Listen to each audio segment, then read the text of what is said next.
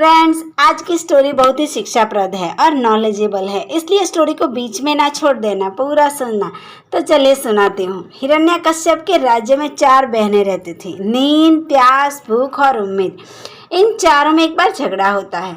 नींद कहती है मैं सबसे बड़ी हूँ, प्यास कहती है मैं सबसे बड़ी हूँ, फिर भूख कहती है नहीं मैं सबसे बड़ी हूँ, फिर उम्मीद कहती है नहीं सबसे बड़ी मैं हूँ। फिर झगड़ते झगड़ते चारों राजा के पास गए।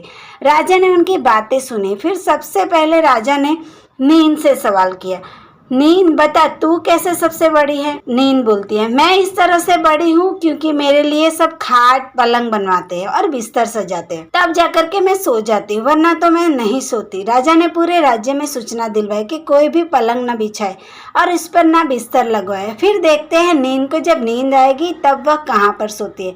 पूरा दिन तो ऐसे ही गुजर गया, पर जब आधी रात होने को आई तब नींद को भी नींद आने लगी थी और वह हर जगह पर बिस्तर पलंग ढूंढ रही थी, पर कहीं कुछ नहीं मिला। तब जाकर नींद से मजबूर होकर नींद टेकरा पर जाकर बिना पलंग बिना बिस्तर नीचे ही सो गई। प्यास यह सब देख रही थी कि नींद कहाँ पर सो गई है। फिर प्यास ने जाकर राजा को बात बताई। हे राजा जी, नींद हार गई इसलिए मैं सबसे बड़ी हूँ, ऐसा प्यास ने कहा। तुम बताओ प्यास तुम कैसे बड़ी हो? राजा ने पूछा। प्यास ने कहा क्योंकि मैं इसलिए बड़ी हूँ, मेरे लिए सब तालाब बनवाते हैं, कुआं खुदवाते हैं, साफ टंकियों में पानी भरते हैं, अच्छे अच्छे बर्तन में मुझे पानी पीने के लिए देते हैं, तब जाकर मैं पानी पीती हूँ, इसलिए मैं सबसे बड़ी हूँ। फिर राजा ने पूरे राज्य में सूचनाएं दिलवा दी कि जाओ सबको बोल दो सभी कुओं और तालाबों पर पहरा लगवा दो और बर्तनों में भी पानी ना भर के रखे, ताकि फिर हम देखते हैं कि प्यास को जब प्यास लगती है तो कहाँ से पानी पीती है। एक दिन और रात बीत गया। दूसरे दिन जब प्यास को प्यास सताने लगी तब वह इधर उधर पानी ढूंढने लगी। प्यास को कहीं भी पानी नहीं मिला, तब वह मजबूर होकर खड्डे का पानी पीने लगी। भूख ये सब देख रही थी, उसने तुरंत राजा को कहा कि राजा जी प्यास हार गई, खड्डे का पानी पी रही है, इसलिए मैं सबसे बड़ी हूँ। फिर राजा ने भूख से कहा चल बता तू कैसे सबसे बड़ी है? भूख कहती है मैं इसलिए बड़ी हूँ क्योंकि मेरे कारण घर में चूल्हे जलते हैं, अच्छे अच्छे पकवान बनते हैं और जब थाली सजा कर दी जाती है सबको तब मैं और मुझे भी तब मैं खाना खाती हूँ। यह सुनकर राजा ने अपने सैनिकों को आदेश दिया कि जाओ पूरे राज्य में यह सूचना दे दो कि आज किसी के घर में चूल्हा नहीं जलेगा और खाना भी नहीं बनेगा। फिर देखते हैं भूख को जब भूख लगेगी तब वह क्या करती है और क्या खाती है।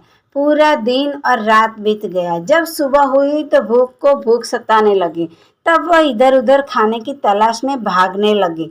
जब उसे कुछ नहीं मिला तब वह भूख के कारण घर में पड़ी हुई बासी रोटी खाने लगी। यह सब देख रही थी उम्मीद। तो उम्मीद सीधी राजा के पास गई और कहने लगी राजा जी भूख भी हार गई है, घर में पड़ी बासी रोटी खा रही थी, इसलिए अब मैं सबसे बड़ी हूँ। राजा ने उम्मीद से कहा अब तू बता तू कैसे सबसे बड़ी है? उम्मीद ने कहा मैं इसलिए बड़ी हूँ क्योंकि लोग मेरे कारण नौकरी धंधे में जम जाने के लिए उम्मीद का दिया जलाते हैं, कड़ी मेहनत करते हैं पर उम्मीद का दिया बुझने नहीं देते। राजा ने यह सब सुनकर अपने सैनिकों को बोला कि जाओ पूरे राज्य में सूचना दे दो कि कोई नौकरी धंधा ना करे, कोई मेहनत मजदूरी ना करे और ना ही उम्मीद का दिया जलाए। देखते हैं फिर उम्मीद क्या करती है जब उसे उम्मीद जगती है। पूरा दिन तो ऐसे ही गुजर गया। जब आधी रात हुई तब उम्मीद को उम्मीद जगी कि कहीं तो मेरा दीप जल रहा है। वह ढूंढने निकल पड़ी, कोई तो होगा जो मेहनत कर रहा होगा मेरा दिया जलाकर। फिर राज्य में वह घूमने लगी। घूमते घूमते एक कुम्हार के घर के आगे देखा तो कुम्हार रात को भी काम कर रहा था उम्मीद का दिया जलाकर। वहां पर जाकर उम्मीद बैठ गई और जम गई कि कोई तो है जो इतनी कड़ी मेहनत कर रहा है, राजा के मना करने पर भी इतनी रात को। फिर उम्मीद ने उस कुम्हार को अच्छा घर, अच्छा जीवन में जो कुछ चाहिए वह सब कुछ दे दिया और वह कुम्हार तो माला माल हो गया।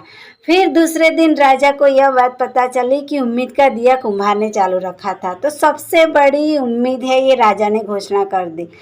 तो फ्रेंड्स, कहीं ना कहीं हमारे मन में भी हर किसी बात की उम्मीद होती है कि यह बात मेरी पूरी हो जाएगी, यह काम मेरा पूरा हो जाएगा। जिस तरह से अभी मेरे मन में उम्मीद है कि मेरी यह स्टोरी सुनने के बाद आप सब मेरे चैनल को सब्सक्राइब करके ही जाएंगे। इस तरह से हर कोई अपनी उम्मीद कभी नहीं छोड़